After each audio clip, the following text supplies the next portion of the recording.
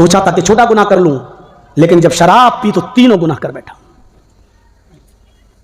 अल्लाह के रसूल ने इस मौके पर यह वाक़या बयान करने के बाद फरमाया, ला तशरबन्न खमरन फ़इन्नहु रासु कुल्लि फ़ाहिशतिन, लोगों शराब कभी मत पीना, क्योंकि शराब तमाम बुराइयों की जड़ है।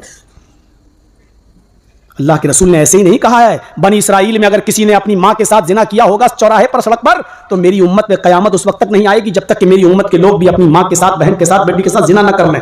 लकाना फी उम्मती मन यसनउ ज़ालिक, मेरी उम्मत में भी ऐसे लोग पैदा होंगे जो अपनी मां के साथ जिना करेंगे। और मां के साथ जिना एक मुसलमान कब करेगा? चौराहे पर, रोड पर कब करेगा? जब वो शराब के नशे में चूर होगा और शराब उसकी अकल को खराब कर देगी। वो अपनी मां, अपनी बहन और अपनी बेटी की इज्जत भी चौराहे पर सबके सामने लूटने में और अपनी मां, बहन, बेटी की इज्जत के साथ भी खेलने में कुछ झिझक महसूस नहीं करेगा, क्योंकि शराब उसके दिमाग से सोचने और समझने की सलाहियत को खत्म कर देगी।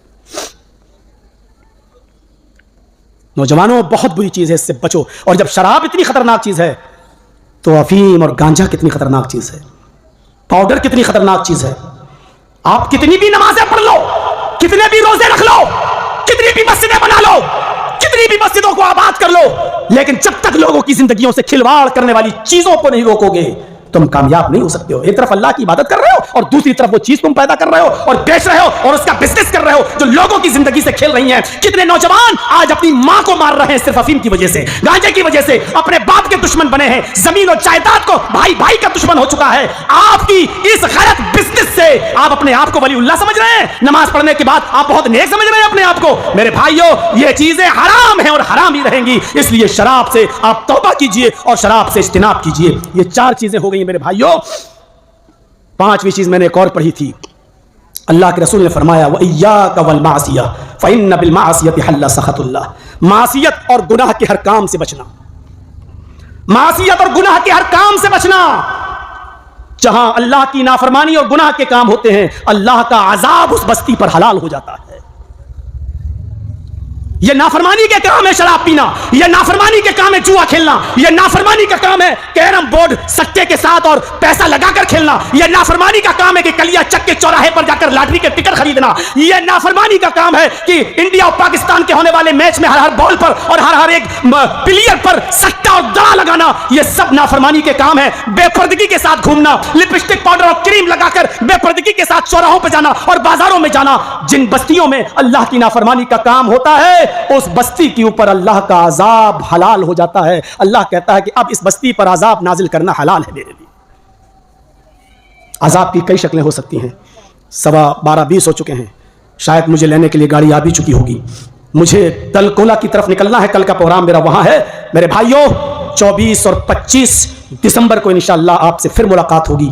नारायणपुर की सरजमीन पर प्रोग्राम दे चुका हूं और इंशाअल्लाह इसी किस्म का टॉपिक इस्लाही मुआशरे पर आपके सामने रखेंगे। अल्लाह ताला से दुआ है कि बारे इलाह हमारी खताओं को माफ फरमा दे, हमारे गुनाहों को बख्श दे, हमारी माँ बहनों को पर्दे की तौफीक अता फरमा। इलाहुल आलमीन शराब से हमारी नस्ल को तौबा करने की तौफीक अता फरमा। अल्लाह हमारी माँ बहनों को बाहया और बाशरम बना दे। अल्लाह हमें रिज़्क़ हलाल खाने की तौफीक अता फरमा। बारे इलाह जब तक तू हमें जिंदा रख, इस्लाम पे जिंदा रखना, और जब हमारा खात्मा हो तो ईमान पर हमारा खात्मा फरमाना। वमा अलैना इल्लल बलागुल मुबीन व आखिरु दावाना अनिल हम्दुलिल्लाहि रब्बिल आलमीन। अस्सलामु अलैकुम व रहमतुल्लाहि व बरकातुहू। জাযাকুমুল্লাহু খাইরান জাযা ওয়া আহসানুল জাযা। এতক্ষণ ধরে আমাদের সামনে আমাদের শেখ ফজলুল শেখ মাওলানা জাবির সাহেব কোরআন হাদিসের রশিদে হাদি মুহাম্মাদিন সাল্লাল্লাহু আলাইহি ওয়াসাল্লাম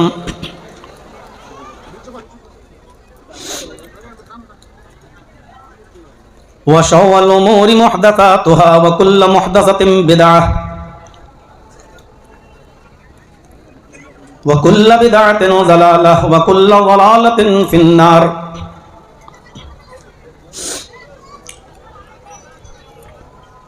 أعوذ بالله من الشيطان الرجيم،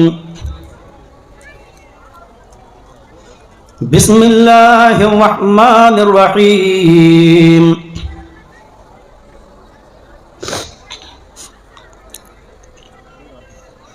ومن يبتغي غير الإسلام دينا فلن يقبل منه وهو في الآخرة من الخاسرين। وعن معاذ بن جبل رضي الله تعالى عنه قال أوصاني رسول الله صلى الله عليه وسلم ب10 كلمات ला तुशरिक बिल्लाहि इन कुतिलता औ हुर्रिबता वला तउक्कन वालिदैक व इन अमराका अन तखरुज मिन अहलिका व मालिक वला ततरुकन सलातन मक्तूबतन मुतअम्मिदन फइन्न मन तरक सलातन मक्तूबतन मुतअम्मिदन फक़द बरिअत मिन्हु ज़िम्मतुल्लाह वला तशरबन्न खमरन फइन्नहु रअसु कुल्लि फाहिशा इय्याका वल मासियह फइन्न बिल मासियति हल्ल सखतुल्लाह। अल हदीस रवाहु अहमद फी मस्नदिही। रब्बि इश्रह ली सदरी व यस्सिर ली अमरी वहलुल उक़दतम मिन लिसानी यफ़क़हू क़ौली।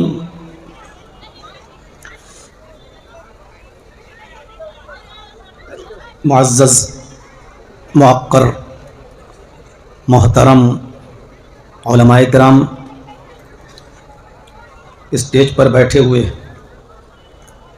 इलाके के बावकार अहबाब,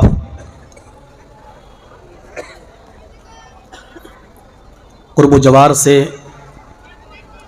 अतराफ़ व अकनाफ से तशरीफ़ लाए हुए सामईन हज़रात, पर्दा नशीन इस्लामी ख़वातीन, माँ और बहनों, कौम व मिल्लत के लायक वर नौजवानों, मुस्तक़बिल के होनहार अज़ीज़ बच्चों, बहुत ही उम्मीदों के साथ ये प्रोग्राम यहाँ आप लोगों ने रखा। 2 रोज़ा प्रोग्राम जिसका पहला दिन ख़त्म हो चुका है और ये दूसरी शिफ्ट उसकी चालू है, दूसरी नाइट जिसमें मैं आपके रूबरू हूँ। दोनों दिन का टाइम मुझसे मांगा जा रहा था, लेकिन बड़ी मुश्किल से सिर्फ एक ही दिन निकला, वो भी कटिहार में इलेक्शन होने की वजह से। जब 9 तारीख की उनको परमिशन नहीं मिली तो मैंने जलसा कमेटी के लोगों से कहा कि यही 9 तारीख हमारे पास खाली हो रही है, अगर आप इसमें रख सकते हैं तो रख लीजिए। तैयार हुए, रज़ामंदी का इजहार किया और आप लोगों ने 8 और 9 तारीख का ये प्रोग्राम रखा। कल अबुल कलाम सलफ़ी साहब तशरीफ़ लाए थे और आज मैं आपके रूबरू हूँ। अल्लाह ताला से दुआ है कि इलाहुल आलमीन जिन लोगों ने इस इजलास में बढ़ चढ़ कर हिस्सा लिया है, अल्लाह रब्बुल आलमीन उनकी रोज़ी में, रिज़्क़ में बरकत अता फ़रमाए, कारोबार में बरकत अता फ़रमाए और मज़ीद उनको दीन के काम करने की तौफ़ीक़ अता फ़रमाए। हमें और आपको इस बात पर अल्लाह का शुक्र अदा करना चाहिए कि उसने हमें और आपको मुसलमान बनाया और इस्लाम की दौलत से माला माल किया। ये अल्लाह की बहुत बड़ी नेमत है। इस्लाम से पहले जो कंडीशन थी, जो हालात थे, वो सबको मालूम है कि कितने ख़राब हालात थे और दुनिया सिसक रही थी, कराह रही थी, खुशगवार माहौल नहीं मिल पा रहा था। मेरी तकरीर में आप सुनेंगे अभी आगे कि क्या हालात थे इस्लाम के आने से पहले। कुरान करीम ने एक इशारा किया है और उस दौर को याद करने के लिए कहा है और साथ में यह भी कहा है कि अल्लाह की नेमत को, यानी इस्लाम जैसी नेमत जो हमने तुम्हें दी है, ये उसी की बरकत है कि आज तुम इस अमन और अमान और शांति वाली जिंदगी तुम जी रहे हो। वज़कुरू निअमतल्लाहि अलैकुम इज़ कुंतुम अअदाअन फ़अल्लफ़ बैन क़ुलूबिकुम फ़अस्बहतुम बिनिअमतिही इख़वाना। याद करो अल्लाह की उस नेमत को जो उसने तुम्हारे ऊपर की है। नेमत, कृपा, रहमत। याद करो तुम अल्लाह की उस नेमत को जो उसने तुम्हारे ऊपर की है। इज़ कुंतुम अअदाअन, कि तुम आपस में एक दूसरे के दुश्मन थे, शत्रु थे, एक दूसरे को मारने और काटने पर तुले हुए थे, उससे नीचे कोई बात नहीं किया करते थे। तुम मारने और मरने से नीचे कोई बात नहीं हुआ करती थी। एक कबीले में रहने वाले, एक बिरादरी में रहने वाले एक आदमी की बकरी घास चरते चरते दूसरे बिरादरी के आदमी के खेत में चली गई। बस होता है, हमारे खेत में आपके जानवर आ गए, आपके खेत में हमारे जानवर चले गए, जानवर ही तो हैं। लेकिन इतनी सी बात को लेकर मुहम्मदुर रसूलुल्लाह सल्लल्लाहु अलैहि वसल्लम के आने से पहले इतनी सी बात को लेकर झगड़ा होता है कि तेरी बकरी मेरे खेत में कैसे आ गई। उस आदमी ने कहा बकरी है, चली गई तो क्या हो गया। इसी को लेकर कहा सुनी हुई, और दोनों बिरादरी में, दोनों कबीलों में, दोनों खानदानों में जब लड़ाई शुरू होती है, जंग शुरू होती है, तो आप आश्चर्य करेंगे, ताज्जुब करेंगे। ये लड़ाई, ये जंग 27 साल तक चलती रही, 27 ईयर्स। सिर्फ एक बकरी के दूसरे बिरादरी में चले जाने, उसके खेत में चले जाने से, जबकि बकरी को उसने मारा नहीं था, काटा नहीं था। यह जंग 27 साल तक चलती है, ये युद्ध, ये वार।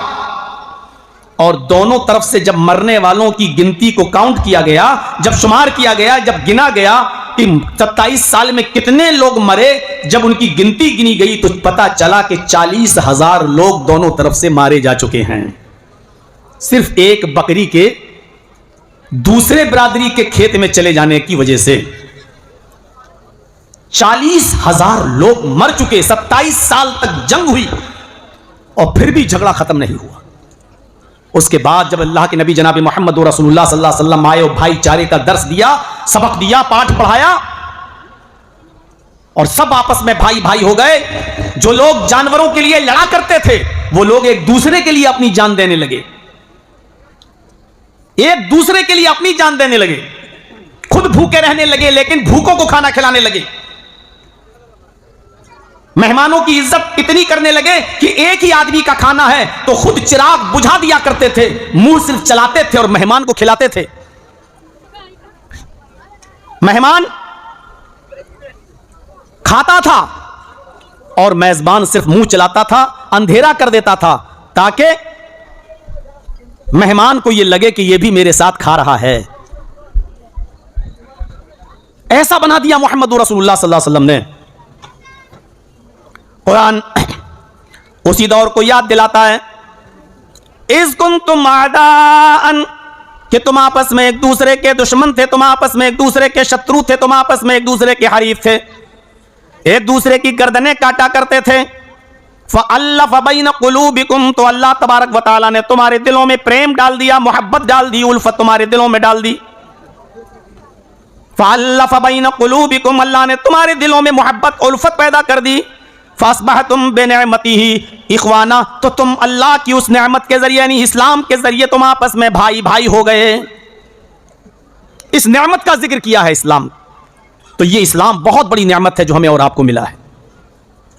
हम उसकी कदर न करें वो एक अलग चीज है। हम इस इस्लाम के कायद और सुपर लीडर जनाबे मोहम्मद रसूलुल्लाह सल्लल्लाहु अलैहि वसल्लम की कदर न करें, आपकी हदीस की कदर न करें, आपकी शरीयत की कदर न करें, वो एक अलग बात है। जिस कौम के पास एक एक्सपर्ट डॉक्टर हो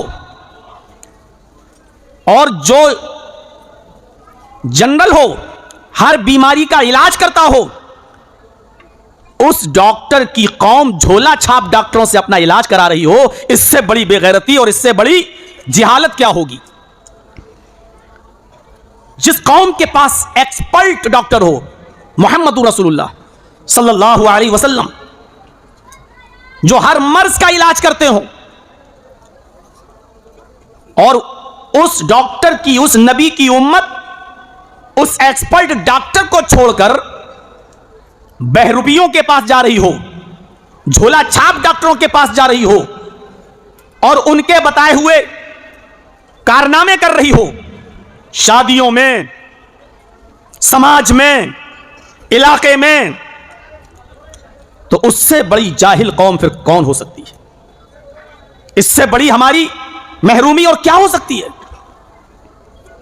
हम पेटेंट इलाज छोड़कर डुप्लीकेट इलाज के पीछे भाग रहे हैं। वमन यब्तगी गैरल इस्लामी दीनन फलन युक़बल मिन्हु, इस्लाम को छोड़कर अगर कोई दूसरा दीन तुम तलाश करोगे, कोई दूसरा रास्ता तुम अपनाओगे, कोई दूसरा दीन तुम एक्सेप्ट करोगे, फलन युक़बल मिन्हु, तो वो रिजेक्ट कर दिया जाएगा, वो कबूल नहीं किया जाएगा। अल्लाह ने साफ कह दिया, इस्लाम को छोड़कर अगर कोई दूसरा दीन तलाश करोगे तो वो एक्सेप्ट नहीं होगा, वो कबूल ही नहीं है। वह हुआ फिल आखिरति मिनल खासिरीन, और आखिरत के अंदर वो आदमी नुकसान उठाने वालों में से होगा। इस्लाम को छोड़कर कोई दूसरा दीन अगर कोई मानता है तो वो नुकसान उठाएगा कयामत के दिन, आखिरत के अंदर। इस्लाम को अल्लाह ने इतना पसंद क्यों किया कि उसने ये कह दिया कि इस्लाम को छोड़कर कोई दूसरा दीन तलाश करोगे तो कबूल नहीं किया जाएगा। इन्नद्दीन इंदल्लाहिल इस्लाम, इसलिए कि अल्लाह की नजर में, अल्लाह के नजदीक इस्लाम से बेहतर कोई मजहब नहीं है, सबसे पसंदीदा दीन इस्लाम है। और यही इस्लाम अल्लाह ताला ने मुकम्मल कर दिया था मुहम्मद रसूलुल्लाह सल्लल्लाहु अलैहि वसल्लम के ज़माने में, नबी अकरम के ऊपर। हज्जतुल विदा के खुतबे के बाद कुरान की आयत नाजिल होती है। अल्लाह ताला ने नबी अकरम सल्लल्लाहु अलैहि वसल्लम पर आयत नाजिल फरमाकर फरमा दिया कि अब इस्लाम कंप्लीट हो गया है। अल-यौमा अकमलतु लकुम दीनकुम व अतममतु अलैकुम निअमती व रज़ीतु लकुमुल इस्लाम दीना। आए मोहम्मद सल्लल्लाहु अलैहि वसल्लम, आज मैंने तुम्हारे लिए तुम्हारे दीन को, इस्लाम को मुकम्मल कर दिया, कंप्लीट कर दिया। व अतममतु अलैकुम निअमती, और अपनी नेमतों का इत्माम कर दिया, अपनी नेमतें भी पूरी कर दी। व रज़ीतु लकुमुल इस्लाम दीना, और मैं तुम्हारे इसी दीन इस्लाम से राजी और खुश हो गया। यह इस्लाम मुकम्मल हो चुका था नबी अकरम के जमाने में। मुकम्मल का मतलब समझते हो? अब इस इस्लाम में किसी चीज की ना कोई कमी रह गई है और ना ही इसके अंदर किसी चीज का इजाफा किया जा सकता है, बढ़ाया जा सकता है। जितना मुहम्मदुर रसूलुल्लाह ने दिया है बस वही इस्लाम है। अगर कोई शख्स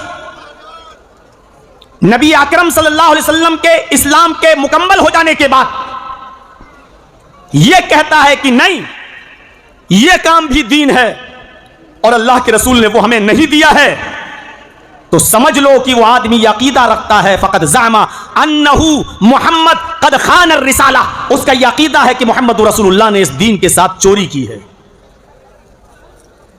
जो चीज़ नबी ने नहीं दी और हम उसको दीन समझ के करें तो इसका मतलब यह है कि वो ये समझ रहा है कि मोहम्मद रसूलुल्लाह ने दीन के साथ खयानत की है। ये चीज़ नबी के बाद जो हम दे रहे हैं वो दीन है, ये समझ रहा है वो आदमी। न इसमें कमी हो सकती है न इसमें बढ़ोतरी हो सकती है। व अतममतु अलैकुम निअमती, हमने अपनी नेमतों को भी पूरा कर दिया। जितनी चीजें हलाल होना थी वो हलाल हो गई, जितनी चीजें हराम होना थी वो हराम हो गई। अब कोई चीज जो हलाल हो चुकी कोई हराम नहीं कर सकता, जो हराम हो गई उसको कोई हलाल नहीं कर सकता। अब हलाल और हराम सबको मुकम्मल कर दिया गया है। लिहाजा चोरी हराम है वो हराम रहेगी, डकैती हराम है वो हराम रहेगी, जुआ हराम है वो हराम रहेगा। जो चोर की सजा पहले थी वो अब भी है। अस्सारिकु वस्सारिकतु फक़्तऊ अयदियहुमा, चोरी करने वाले मर्द का और चोरी करने वाली औरत का हाथ काट डाला जाए। अभी इस तफसील में नहीं जाऊंगा कि कितनी चोरी हो, कौन सा हाथ काटा जाए, कितना काटा जाए। जो चीज गलत हो चुकी वो हो चुकी, कयामत की सुबह तक वो चीज अब जायज नहीं होगी। जो चीज हराम कर दी गई वो हराम रहेगी, कयामत की सुबह तक उसको कोई भी हलाल अब नहीं कर सकता। इस नेमतों को मुकम्मल कर दिया गया। शराब हराम है, हराम रहेगी, चाहे कितनी अच्छी चीजों से वो बनाई जाए। अंगूर से बनाओ, जौ से बनाओ, खजूर से बनाओ, चाहे कितनी पाकीज़ा चीजों से बनाओ, अगर वो सड़ गया, उसमें नशा आ गया तो वो हराम रहेगी। कयामत की सुबह तक कोई उसको हलाल नहीं कर सकता। सूद हराम है, हराम रहेगा, इसमें कोई कंडीशन नहीं लगेगी। जैसे आजकल के बहुत से हिंदुस्तान में ऐसे कठमुल्ले पैदा हो चुके हैं जो कहते हैं कि हिंदुस्तान में रहना है तो सूद हलाल है, खा सकते हो। उनसे पूछो कि दलील, तो कहते हैं कि हिंदुस्तान में काफिरों की हुकूमत है और हमें उनके इशारों पे चलना पड़ता है, इसलिए यहां बगैर उनकी बैंकों के और बगैर उसके सपोर्ट के हम रह नहीं सकते, लिहाजा यह दारुल हर्ब है हिंदुस्तान, यहां सूद खा सकते हैं। हालात और कंडीशन की बुनियाद पर वो कहते हैं कि जायज है, लेकिन सूद किसी भी कीमत पर जायज नहीं होगा। आपको गवर्नमेंट मजबूर नहीं कर रही है कि आप सूद खाइए, आपको बैंक मजबूर नहीं कर रही है कि सूद लीजिए, देने के लिए तो मजबूर करती है। आपने लोन लिया है तो आपको सूद के साथ वापस करना होगा, लेकिन आपको मजबूर नहीं करती है बैंक कि आप जो है हमसे लोन लीजिए। इसलिए सूद भी हराम रहेगा, कोई भी कंडीशन सूद को हलाल नहीं कर सकती। सूअर हराम है, हराम रहेगा।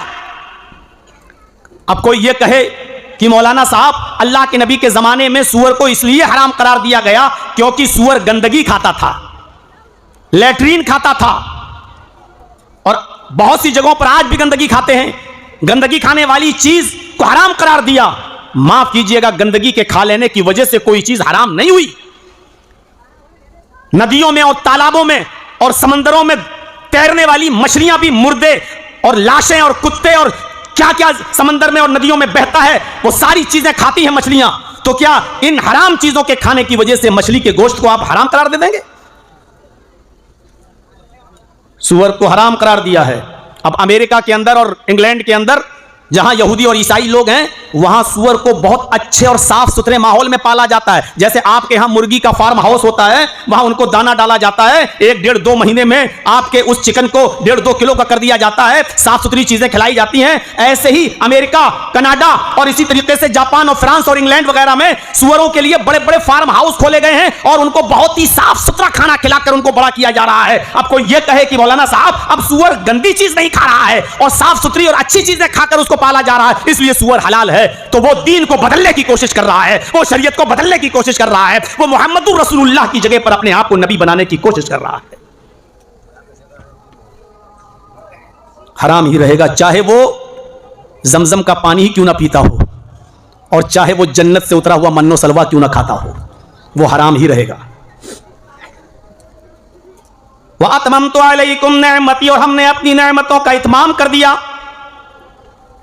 वरदीतु लकुमुल इस्लाम दीना, और मैं तुम्हारे इसी दीन इस्लाम से राजी और खुश हो गया। मुकम्मल हो चुका है दीन, अब कोई ना इसमें कमी कर सकता है और ना कोई इसके अंदर ज्यादती कर सकता है। कमी करने वाला भी मुजरिम, ज्यादती करने वाला भी मुजरिम। या अय्युहल्लज़ीना आमनु दुखुलू फिस्सिल्मि काफ़ा, ईमान वालो तुम इस्लाम के अंदर पूरे के पूरे दाखिल हो जाओ। ये इस्लाम पूरे के पूरे दाखिल हो जाओ। इस्लाम कोई किराना मर्चेंट की दुकान नहीं है, जो चीजें पसंद आए वो ले लो, जो चीजें पसंद ना आए उसको छोड़ दो। आप किसी दुकान पे जाते हैं, हाँ ये दे दो, हाँ ये पसंद ये दे दो, जो चीज पसंद नहीं आ रही उसको आपने नहीं लिया। इस्लाम कोई किराना मर्चेंट की दुकान नहीं कि जो पसंद आए वो ले लो और जो पसंद ना आए उसको छोड़ दो। आपको इस्लाम की हर चीज लेना पड़ेगी, चाहे वो पसंद हो या ना हो। अगर उसकी इजाजत है तो आपको वो लेना पड़ेगा, और अगर मना किया है तो वो आपको छोड़ना पड़ेगा, चाहे वो आपकी कितनी महबूब चीज क्यों ना हो। लेकिन अगर अल्लाह के रसूल ने मना कर दिया तो आपको उससे रुकना पड़ेगा। हमें नबी अकरम की बात को मान